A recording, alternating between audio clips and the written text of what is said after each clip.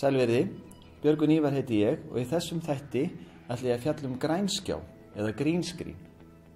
Þið sjáu hérna að veggurinn fyrir aftan mig grænn, en núna ég staddur í London. Nú ég staddur í Portsmouth á Englandi sýnist mér og nú ég komin í miðbæ Reykjavíkur. Það sem við erum að gera hér að við erum að taka burtu einn ákveðin lit úr myndrammanum til þess að skipta bakgrunn. Það skiptir ekki máli hvaða litur þetta en græni liturinn hefur reynst vel í þessu tilviki því að hann ekki svo algengur í fatnaði og það ekki svo mikið af hefðbundnum húðlit sem byggist upp á grænum lit.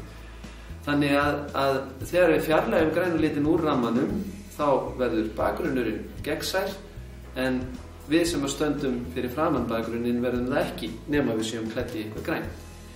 Það skiptir ekki máli hvaða lit maður notar. Þessi aðferð er kölluð chroma keying og við gætum verið með bláan eða gráan eða í raun og veru hvaða lit sem en málið að við þurfum að aðskilja viðfangsefnið frá þessum lit sem í bakgrunninum svo að viðfangsefnið hverfi ekki líka.